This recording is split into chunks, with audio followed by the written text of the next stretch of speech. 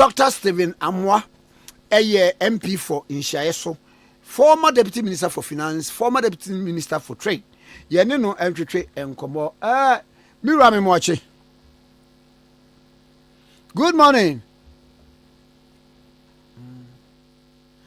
Bomodin say and Sabeka, you are scanning the dinkomo. Where dear ba? Good morning. Now I'm proud to say, Young Padmo, mini announce Boko pa. Now Sunday, and I'm mobile delegates conference. Na ukobi na hu nhihye ne enema pie ho esen. Kwame Mpacho ampa. Na ha metunka na me say enema ko sei wo fam. Oh, okay. Gedi nkan. The better Yankopon say Oma yinya very peaceful delegate conference. Etoda Ghana political parties be here near be say any padodo no one managing here na ebia near pasapasa bi etivisi kakra. Based on the fact that we had very peaceful elections. Nyame kura obi ankom omotutu kwan baaye efi achi bedru nkan bonten so ha. Mo call back boni antu obi na chese Nyankopon adum ye na nsa wom dikwame ye de na asie kese be Nyankopon na ya chia o ma omotumi baaye enso ada o ma se nsentrofo am baaye o mo fifi mensi ase regions no edunsia ni nyina no ne mpanyimfo ene organizers wa omu edijumedie no ne fi se eye kama ene bi hu ne sapa na niam kakra bi so tuchima ne ji se ye pe nkabomu ape si betu anama papa bi ape si beji tumi free NDC in 2028 mesre se endie yensakre mu kakra ye ku yanim no senya be ya yenkoye na enkoye se de mabo ahwe tie witu so awie means emu bibi ato animanimu ani yenkoye nim ani de me so se yenhwe ni ye kakra se ewiase ho obi timi waye oba ma no ne nti mfie du ni nyina omunya aware enso anadwo bi oba ne hyenika ne so se o se hye sa nyama ni ye yetimi ye no dia ene NPP 2028 ne be easy si anya dia ekono ebeye di menka se enyi ye kura because me dem a very positive minded person say NDC ntimi ye bibi kesi ye bia o say NPP timi tuo mu ne be ya o se hye niema ye fi se conference niema bi o ha enche ye o se ne de nyina jitum ne hye akire kwan pato menka metonka pa na mame musa de ba ko biom yesi nipa ne bi complain say aspirants ni bi owa ye ma wo mo kwan so o mento kasa ni yo yesi nipa bi complain say aspirant ni bi owa ye ma wo mo kwan say wo mo mefa inner perimeter ho e bi owa ya ma wo mo kwan but nchemu no so ba say obi say Dr. Mahmoud Bawumia say who say we former vice president and was say former candidate of the party at 2024 modern call into ono de ne position no different I say bia na dan kwa Akufo-Addo aba na mampani Dwanjukum Kufuor aba udin fa no toto obi aba meanwhile no so kra no say ye mie nomination ya kase obi anye campaign into oba ye in his capacity as former vice president na his capacity as obi amodern call 2024 ntina nkanye boni sa de we ugini say yo kwame de di nkan me feel say activities ni bi ohwa enukure antiasie kakra wom na emom yemo so ene niam bi omu ye no e ma nipa bebre so adwen say eseda organize ade we sanye be ya ye be ma candidate bi sabe ya stage e manage the whole thing ama a favor no than obi kwame de di nkan stadium wako stadium bebre wa ball bebre with TV so anokre enipa omukoto aba no a eso omukoto motion omukọ pass no e was say constituency bi enipa dunso region bi enipa dunso ene national your constituencies maako ahemienu ediosunsia 276 the sum fuma mo fa nche me o multiply by enipa edunso na 17 ya madwemu no ebe empem 9 ediosia empem 9 ahensia ediokumienu about 4,692 se me fuma mo fa nche me enna region so ye wo maako dunsia and also sabi o multiply by enipa dunso and so about 290 something oka we boma less than 5,000 and I was saying omoto abano omoye I anane no omoye kwame opa stadium ho say mutiri twaya kohwe sisia enipa na gu ndebe more than 10,000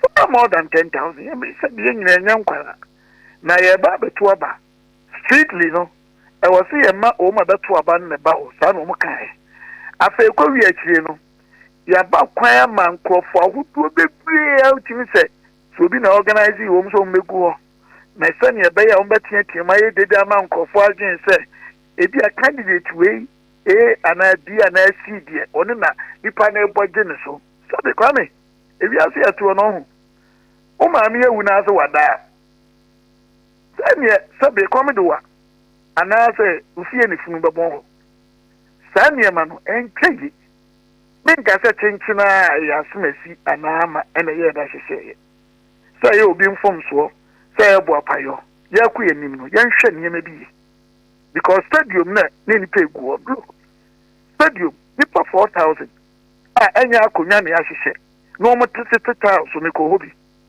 e constance num they cannot remarkably go beyond two major segments that form the stadium spans and structure enya no kore we be happy if you are but what you need to do any good stadium it is oh yeah now the wow candidate and I must support a particular candidate be ejina lanes num ne columns num now move push original how you say me kro obi anim say me support Dr. Mahmoud Bawumia onimonyam for former vice president kwame say me jina sans mu na nipa pushing crofo so obi answer money no so I'm sorry. That's a video boom man. Yeah, I'm sorry. Because sabi when you packet wa. That is one thing a course wa and try. It is any for the baby way in and your KBB was say I nay. Enti and even executives na call no pay say what you fear. And na omu nyina I know. You go fan crofo be grow no mo ye. Menka say executives na anyanto etimi gide pa say bia I bi wo ha na nke bia enka enya sa na na bia ena mi ni particular bia me say me against ofo nya no na meka but uko fa ni pa bebre begum so mo ntiem say ye pa na ye mpe wo magum no bebre no even more than kofo e beto aba no o mu need eligibility as o mo to aba kwame san try. Now let's come back to vice president. I mean, we are against a vice president, because one president, former president Kufuor, Oniho, former president Kufuor, Oniho, and to woman in any honor said one and one former vice president. He did you maybe say, and it is a manacasa. Honestly, I'll see a manacasa, and it did. I will be just a open soil bias. I'm trying not to be biased, honestly. But now, Kase, on nonsense, uncle run the stadium, Pagan and Saman Croforman Yoyo. A prayer, yes, our program, no. So, the special recognition, Manco, for being too Musica and organizing program. And we say, we are officer, Papa. Your programming, Vice President Dr. Mahmoud Bawumia. Almost Musica. Obuo kwanso because every anya raise funds near the enya company so Kennedy on Agyapong omo di ni sika Dr. Brian Champon omo di ni sika Dr. Duchum omo di ni sika the just the crowd that come home as far as they do almost do sika but these ones I'm 100% sure that to organize a thing and organize it well no wie na tankofo yi yentimi kura mpa mpaje omo nsa ankyere nipa se oh nipa yi oni otua se ya na so ono kura kan no mutuatua sika na ono so nkrofo kura amanyo omo so ana wo mase na uma baako ekọ around the stadium am yenka nokore ewia so ahu ade bi wona wo ya ofisa wo advantage enti people are even say incumbency. Now when they call around the stadium? When they call around the stadium? Oh, Dr. Mahmoud Baumia. Sebia, his capacity as former vice president. And me we say capacity as vice president, well, and the crew. Yamana Bekasa, which he was right to have spoken, as will be a representative. Now going around the stadium, and what was its implication? What the kind of cray? That's me too. For that time now, Kufu Niho, Nana Duniho. Only the next year, also program such as that, especially in your flag bearer as former vice president, as well Kasa. Because another where they can the Bekasa. It is that one, it's agreed. But taking him round the stadium round the day, it's just a matter of stage manage a day. Me one not stands in him, see a coffin for the Bromon to Abani Bikura Bejim. I have ripu omutu. Send your bear, Bema picture, this executive in our support, which is not the case. You know, credit that. Sabani Abato, Sabria, Yabato Abano. Can you see when and a grassroots polling station? But letters. Some of the constituency executives, and even some of the regional executives, and some of the national executives, and then they say, but what they say, what you will be a ticker. Now, what they manage BB, I support one person. The ministry a NPP, because we need that coherence. Beat NDC, NDC in your force to NDC, or more opposition, quiet to a banana head woman. Basabasaka Chrome the bear. Now near to Ablekuma Central, Umadiomi. To come together and beat NDC 2028. And maybe undermine the peace and the tranquility and the coherence and the teamwork we all want to come together. And you'll be an all politics, ma. Chinchina also in your Obi want the commitment, our war, Emma or minor, any party, no. Association on one again. Since any pan, what do you mean for the deal? You can't say, I do Omuya, Oma Hindi.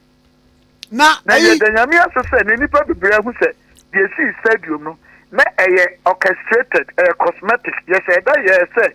Now, the dumpy binomial, the preserve. On our way, and Abada actually, only executives do Omuya, Omo by office, Omuti Omudi, Omudi Biana, heated to Kranom, your mother's on Bayagma. Publicly, I'm in Agyapong, but now almost one more call rounds, and that is how they were very angry because we are executive. Oba said you won't go for Pierre in China, only in a constituency, only in a region, only to a benefit, only a prejudice, only say I need definitely executive in Bubefu. Now, I mammy so say yes, Musumo Bano, honorable Kennedy, I compare Agyapong, Mukwadi, it said in Yesu. Sunny Jerusalem, what a triumphant entry, what a poncoso, we never sound video back be a open camuna, the microphone, yes, some. Send ye, well, you will be a young dear. There be Kwame, and no year outside the stadium. And it ye young Crawford, normal, a boy say Emma Dr. Duchu, and Crawford Mubo say Emma Dr. Brenny Tampon, and Crawford Mubo say His Excellency Dr. Mahmoud Baumia. Yenyan Crawford and almost would say Emma Kennedy or him Agyapong and the correct. And we are outside the stadium by a inner parameters now as a France no.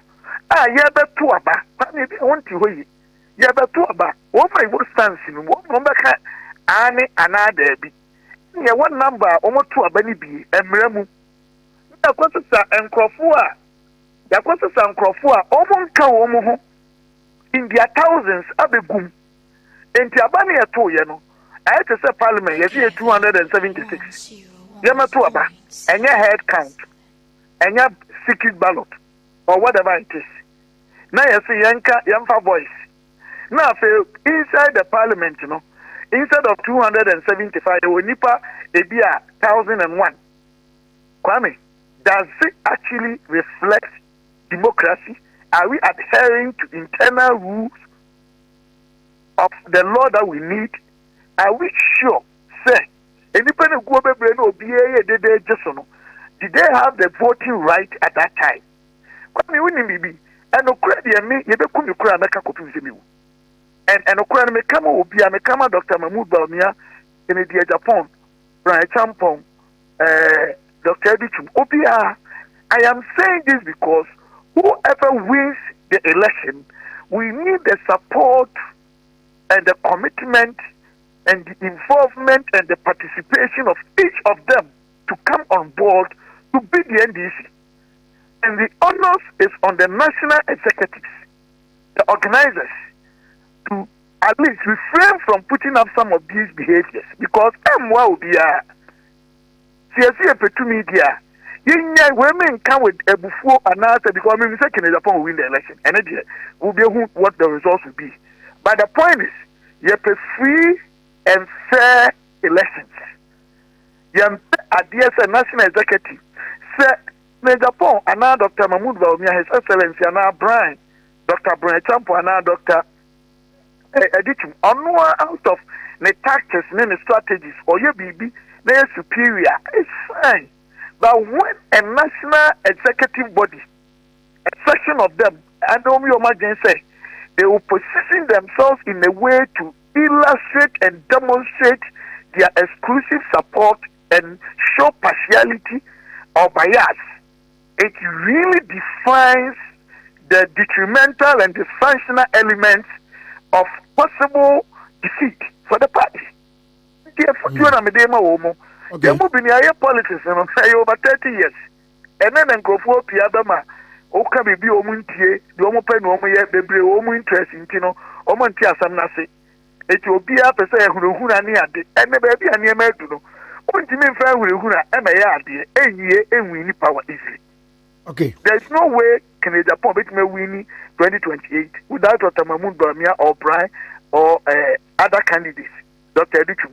The same way, and yet the doctor, His Excellency Dr. Mahmoud Bawumia, and Kuambeka say, honestly, we need 2028 without us, any others.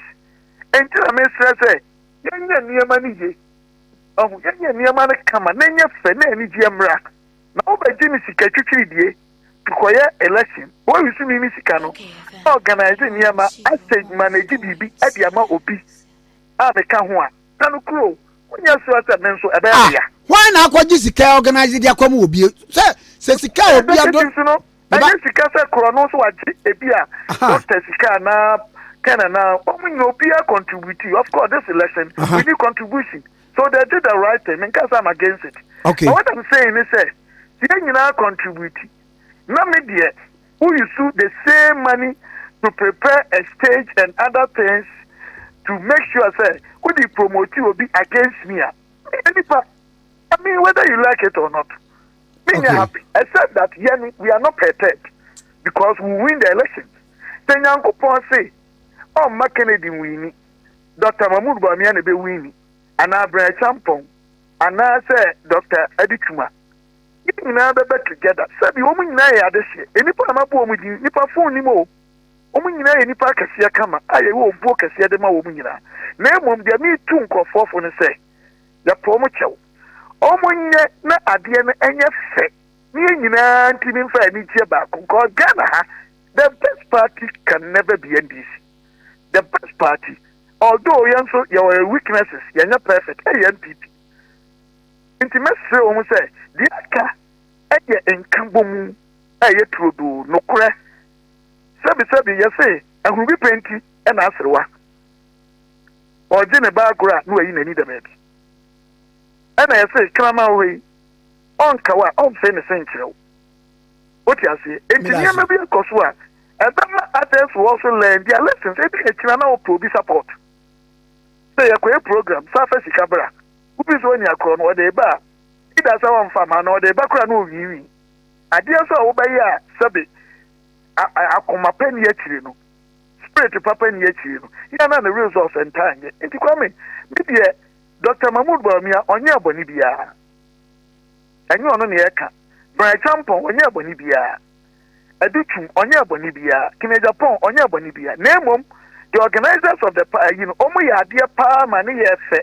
BBNC mebo mabaso. Dr. Bawumia obekasa platform enye boni.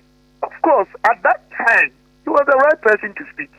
Nemom say organizers ni bi fa bi o ma nya ni so o mi say da organizer crowdform on be gu stage no ayi stance nu every o mu to stand up to show so mu na party ni pe obi esen others no eno na nya no kore na ye na da in contempt on the part of those who organized that thing.